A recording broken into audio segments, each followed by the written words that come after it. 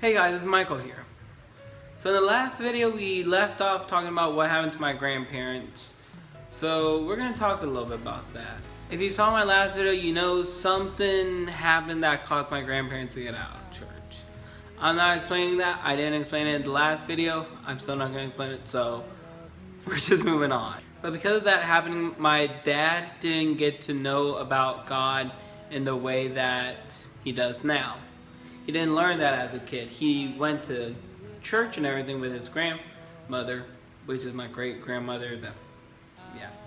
So, but he wasn't learning anything. He was young. He wasn't really paying attention and stuff. But yeah, so that's what happened there. But where is my mother in all of this? How does she fit into this? Well, she was in Mexico, and her and this guy were dating, and I was gonna be born. Whenever my blood relation father heard this at first, he ran away. Basically, he didn't want to have to deal with the responsibility and everything. But I forgive him all that. We're not going into that. So we're just moving on. So my mother has been to the US a few times before this happened, and so she already met the man who I call my dad, which is how I'm related to, like I explained in the last video, not this last video, but the last, this video. But anyway, that's how I'm part of an apostolic lineage. So eventually, I was born. And eventually, they got married. Now we're getting into the big stuff, which is explaining my life, my story. This, not to try and put glory on me, but to reflect the glory back to God. So I lived a fairly good life. I've had a mother and a father and a sister. Everything's going good and everything. But something kind of went on. Whenever I was about 6 or 7 years old, my dad broke his back. And this was during Hurricane Katrina. Now, how did he break his back during Hurricane Katrina? Well, he was a police officer. He had to stay there during the hurricane, and while he was picking up a sign, the sign did that on him whenever he had it on his back. And it broke it. So after that happened, he started really thinking about God and really started thinking about things like that, of there has to be more in just what we're doing. So a tragedy had to happen, and then God was gonna reflect it back up onto himself. So after he broke his back, he had to go on sick leave. And for someone that's making money, I mean, sick leave's not too bad, but you have to get back to work. But it sparked something in him. He was wanting to learn more about God and what is going on here. Like, there has to be more than just living to just live and survive and everything. So then we go to a Church of Christ church, where I got my, not a full dose, but a good dose of Christianity. I made friends there. I had fun things there. I don't remember learning anything there. In all honesty, I don't remember really anything there. I was a little kid. I would fall asleep during church. Like I said, if you're not learning anything from what you're being taught at church, it's just a waste of time. So he quit going. We quit going for a while. We would go every now and again, but it was pretty much, we're not going anymore. There was like nothing there. But then something kicked back into my family.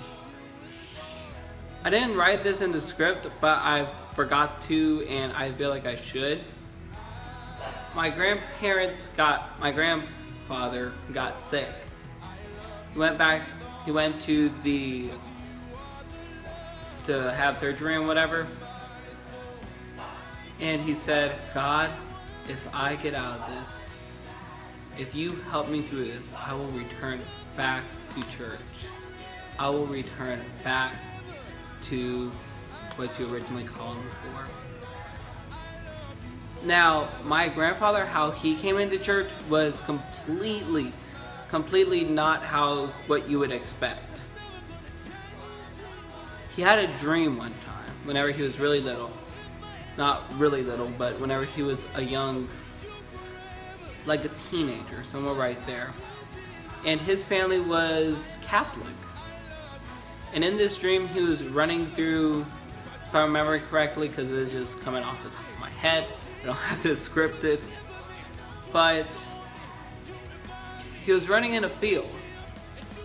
And then the glory of God just shined upon him and said, I will make you part of my kingdom. I can't remember the exact things, but it was along those lines, if I remember correctly. I may not be remembering correctly, but the point was still there. God was calling him to the church. Eventually, he meets my grandmother. He starts going to church. He receives the Holy Ghost. Not too long later, ba-bing, ba-boom, they were married. So they knew the truth. After that thing happened, they started going back to church. And then they invited my dad. Right after they received the Holy Ghost again. So my dad was about to give up and everything. And then my grandparents call him and say, hey, you want to go to the true church with us? My dad at first scoffs at that and says, the true church. And then my grandmother says, oh, it is. And that morning, whenever we got up, we got ready for church and everything, I was thinking we're going to be going to the same Church of Christ church that we've been going to for the past year. I was wrong. While we were going down the road, we passed by that church, and I said, Dad, we missed the church. And he says, oh, no, we didn't. He didn't know what we were getting into, but right there, at the church at what was then called the First United Pentecostal Church of Abbeville, which is now called the Abbeville Pentecostal Church. When we drove up there, he didn't know what he was in for, what he was getting all of us into. So there was a tragedy. There's something that happened that kicked my family out of the church for a while. That kicked my grandparents out of the church. But even though that seems like, oh yes, it was bad. However, God made a way through that. And it's not just for me, but also for my sister, for my mother. There was things that was going on, things that looked horrible. But God directed every single step, every single little thing was directed towards Him. But just think about that. If you basically got dumped, and then something happened for you to come back to a place where you thought that you would never want to be, that you thought that you would never be again, and then God just opens that door. The tragedy happened, but God did something during that tragedy. If that would have never happened, I would have not learned about the truth. I would have not learned about Pentecost. Again, there is still more to the story. So if you want to keep up to date, hit like on that like button, hit subscribe, and share this video, because like I said last time, this is going to show you about Pentecost and why I believe that it's the truth. So, and also how God just directs every single little thing in His perfect hand. Not hands, hand. This is Michael saying adios till next time, and God bless.